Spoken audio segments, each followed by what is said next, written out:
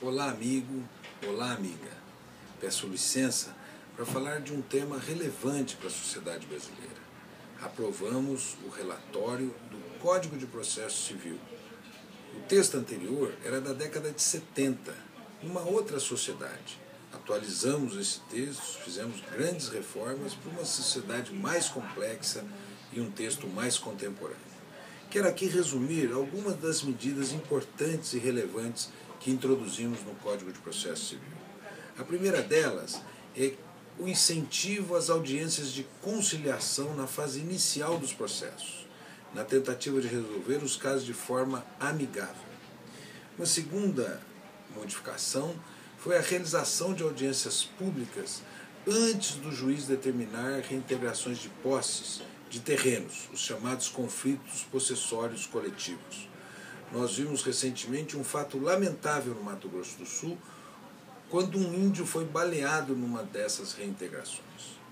Uma terceira mudança é a vinculação dos juízes aos tribunais superiores, isso é, aos precedentes, à jurisprudência, fazendo com que duas pessoas que entrem com duas ações iguais tenham a mesma decisão do judiciário.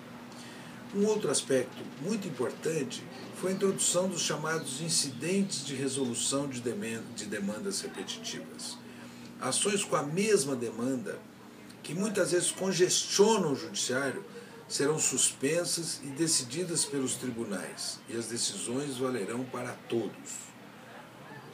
Ações como, por exemplo, o tema da telefonia, da correção da caderneta de poupança, dos planos de saúde, que às vezes entram milhões de ações no judiciário.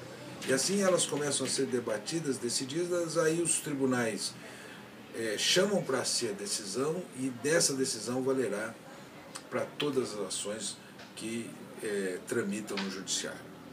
Outra inovação que fizemos foi a conversão de uma ação individual em uma ação coletiva. Isso é, quando o judiciário percebe que aquela ação atinge mais pessoas, ele notifica o Ministério Público ou os demais legitimados para eles proporem uma ação coletiva e, portanto, ter abrangência para todos os atingidos por aquele interesse. Nós também aprovamos garantias de direitos para os advogados. Agora o advogado passará a ter umas férias, do dia 20 de dezembro ao dia 20 de janeiro.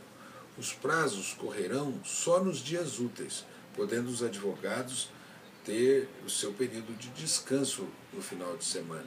E também previmos o pagamento de honorários sucumbenciais quando o advogado ganha uma causa da Fazenda Pública. Esse processo agora vai ser decidido em plenário. Na segunda quinzena de agosto ele é aprovado no plenário. Por isso, até lá, quem quiser ainda ler o texto e fazer alguma sugestão, eu peço a sua contribuição.